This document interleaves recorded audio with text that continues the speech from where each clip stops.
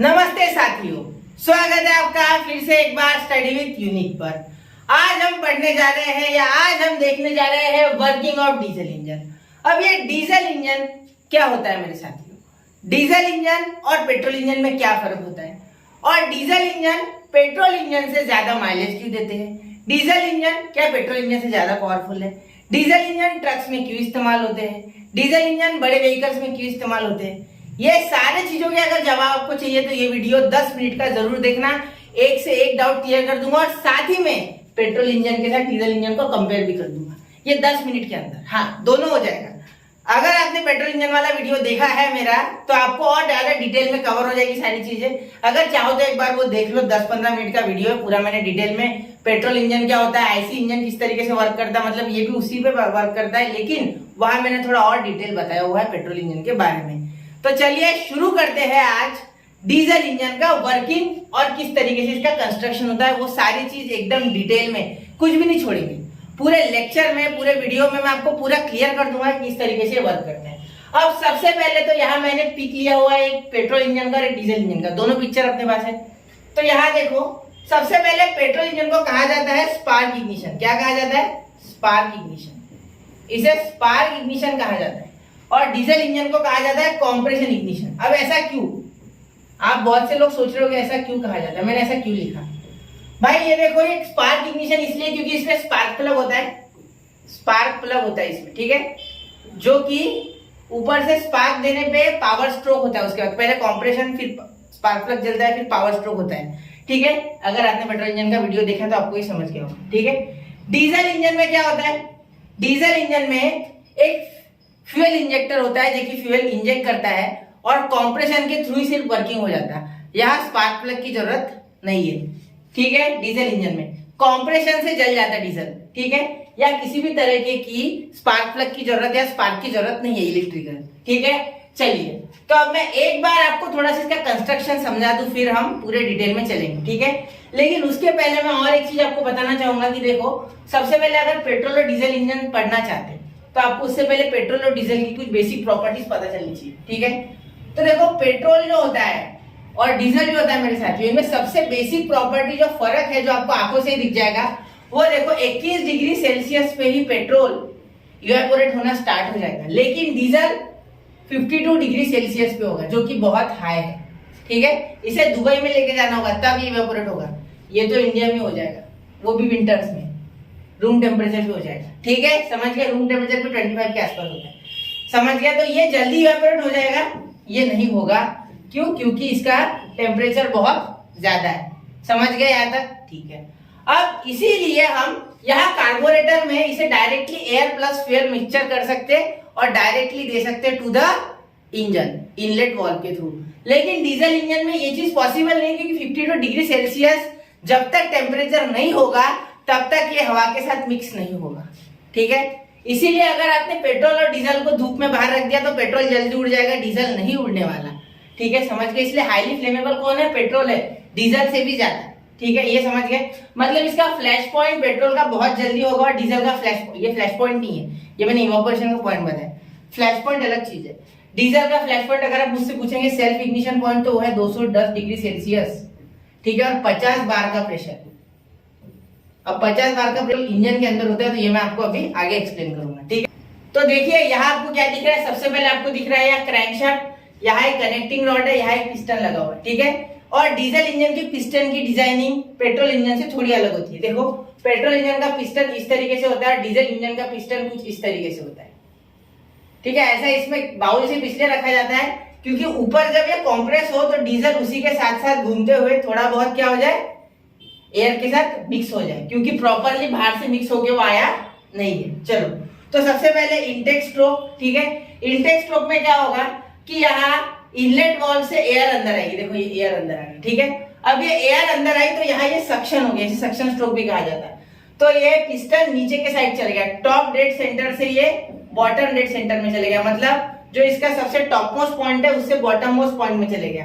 अब दूसरे केस में कॉम्प्रेशन, कॉम्प्रेशन में क्या होगा, ये ऊपर के साइड मूवमेंट करेगा, ठीक है, जिस कारण से ये दोनों वाल्व इस साइड बंद रहेंगे। तो यहाँ जो डीजल आया हुआ है, जो डीजल से ज्यादा जो हवा अंदर आई हुई है, ठीक है, उसमें ये एटमाइजर तभी स्प्रे कर देगा डीजल, और डीजल और हवा को ये पिस्टन इस तरीके से दबा देगा, इतने प्रेशर से दबाएगा, इतने ताकत से दबाएगा कि यहाँ 210 के ऊपर टेम्परेचर हो जाएगा। मैं आपको अगर एग्जैक्ट बताऊं तो 600 डिग्री सेल्सियस और 50 बार इतना टेम्परेचर पहुंच जाएगा, जिस कारण से अंदर धमाका हो जाएगा। क्या हो जाएगा? ब्लास्ट हो जाएगा, और ये पिस्टन बहुत ही पावर से नीचे धकेले जाएगा, जिस कारण से ये मूवमेंट करेगा गोल और हमें पावर मिलेगी, इसीलिए इसे पावर स्ट्रोक कहा जाता है।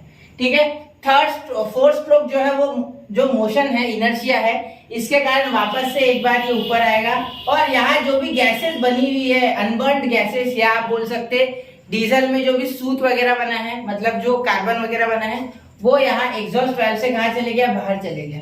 ठीक है। तो यहाँ भी 4 स्ट्रोक में ही काम होगा, 180 प्लस 180 प्लस 180 प्लस 180, मतलब 720 टोटल होगा यहाँ मोशन इस क्रैंकशाफ्ट का। ठीक है।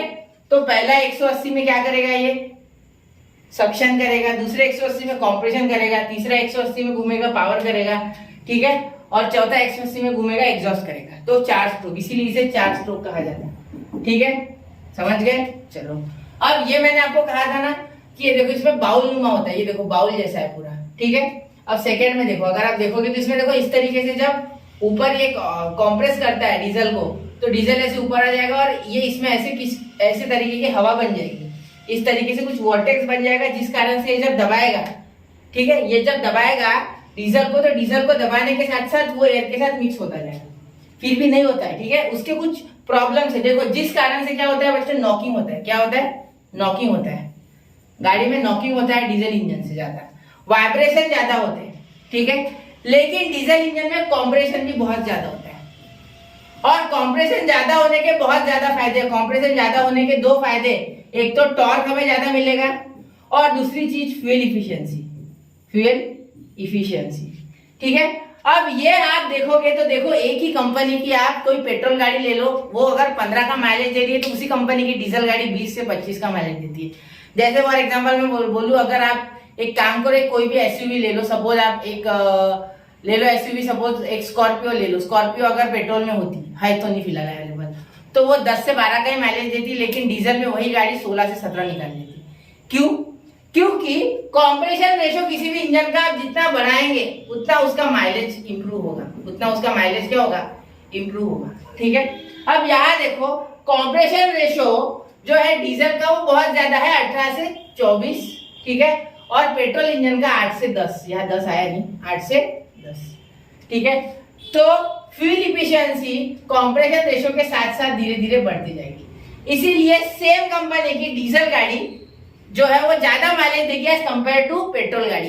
अब यहाँ इतना ज्यादा टॉर्क, इतना ज्यादा कॉम्प्रेशन होने के कारण डीजल इंजन का डिजाइन कॉम्प्लेक्स है, डीजल इंजन कॉम्प्लेक्स है पेट्रोल से, और साथ ही में इसमें नॉइसेस और वाइब्रेशन ज्यादा है, नॉइसेस और वाइब्रेशन ज्यादा है, जिस कारण से हमें इसके पार्ट हेवी और रिजिड बनाने होते हैं। तो इसीलिए डीजल गाड़ियां जनरली महंगी होती है पेट्रोल गाड़ियों से, क्योंकि डीजल का जो भी पार्ट बनेगा वो स्ट्रॉन्ग मटेरियल से बनेगा पेट्रोल से, इसीलिए डीजल गाड़ियां बहुत सालों तक चलती है। जैसे आपने डीजल ट्रक अगर देखे होंगे तो 25-25 साल पुराने ट्रक आज भी मेरे एरिया में मैं देखता हूँ, समझ गए? जिसका ऐसा होता है, देखो मैं चला गड्डी लेके, वो उसमें जैसा ट्रक होता है, ठीक है, इस तरीके का, तो वो ट्रक आज भी आपको दिख जाएगा टाटा का, क्योंकि डीजल इंजन जो है वो लॉन्ग लाइफ के लिए बने होते हैं। ठीक है। डीजल इंजन और क्या होता है, तो देखो डीजल इंजन हमें इन सब में दिखते हैं। यहाँ मैंने एक पिक ले लिया छोटा सा, तो बड़े व्हीकल्स में, और साथ ही में आप देखते हो डीजल इंजन रेलवे में, रेलवे इंजन जो होता है, ठीक है, उसमें भी आप डीजल इंजन देखते हो। तो बड़े बड़े जो जितने भी माइनिंग वगैरह की इक्विपमेंट्स के जितने भी सामान है, जितने भी ट्रक्स है या जितने भी व्हीकल्स है, वो सारे आप डीजल से पावर देखते हो। क्यों? क्योंकि डीजल पावर व्हीकल में टॉर्क ज्यादा होता है, हाई टॉर्क, जिस कारण से ज्यादा लोड खींचने की उनमें क्षमता होती है। दूसरी चीज ये होती है कि डीजल इंजन कॉम्प्रेशन रेशियो ज्यादा होने के कारण माइलेज भी ज्यादा देंगे कंपैरेटिवली, और last but not the least life भी ज्यादा होती है। महंगे होते हैं, मैंने माना diesel engine are expensive as compare to petrol engine, but they have longer life as compare to petrol engine. हाँ, मेंटेनेंस भी थोड़ा ज्यादा है, लेकिन लाइफ लॉन्ग है, और माइलेज तो वो दे ही रहे हैं आपको। ठीक है। तो डीजल इंजन ने बहुत ही सदी से एक मानव मतलब ह्यूमन का साथ दिया है पुराने जमाने से, ठीक है। और डीजल इंजन ही जनरली यूज होते हैं बड़े चीजों के लिए, हेवी चीजों के लिए, इसीलिए इनकी एक अलग ही रिस्पेक्ट है, ठीक है। पेट्रोल इंजन में ये चीजें नहीं हासिल की जा सकती। आप बोलोगे सर इसमें पेट्रोल डाल दो, कॉम्प्रेशन बना दो, इसे नहीं, क्योंकि पेट्रोल इंजन में बहुत ज्यादा टेम्परेचर हाई चले जाएगा, जिस कारण से इंजन फेल्योर की संभावना है। तो कभी भी डीजल गाड़ी में पेट्रोल मत डालना, ट्राई मत करना गलती से भी, ठीक है। आपका पेट्रोल इंजन का वाट लग जाएगी उसकी और वो खत्म हो जाएगा, ठीक है, याद रखना। इसीलिए पेट्रोल पंप पे पूछा जाता है कि पहले डीजल है या पेट्रोल है आपकी गाड़ी, और अगर आप डीजल बोलते हो फिर भी एक बार कैप पे चेक करके उसके बाद ही लगाता। अगर आपने गलती से डीजल गाड़ी में पेट्रोल डाल लिया तो फिर तो कोई मेरे पास कोई फायदा नहीं है बता के, अब आपको सीधा मैकेनिक के पास जाना चाहिए, ठीक है, समझ गए। तो ऐसा कुछ था डीजल इंजन का वर्किंग, कुछ मुश्किल नहीं है, पेट्रोल इंजन जैसे ही है, सेम टू सेम। बस इतना फर्क है कि डीजल इंजन कंप्रेशन पे चलता है, उसका टॉर्क ज्यादा है, बेनिफिट्स कुछ ज्यादा है, और petrol engine key benefits as comparatively थोड़े कम है। मिलते हैं अगले लेक्चर में ऐसी जनरल टॉपिक के साथ, तब तक के लिए पढ़ते रहे, आगे बढ़ते रहे। कोई भी उम्र हो, आप पढ़ने की कोई उम्र नहीं होती, और साथ ही में इंफॉर्मेशन लेना तो आपका हक बनता है। तो मिलते रहिए, स्टडी यूनिक के साथ बने रहे। जय हिंद, जय भारत।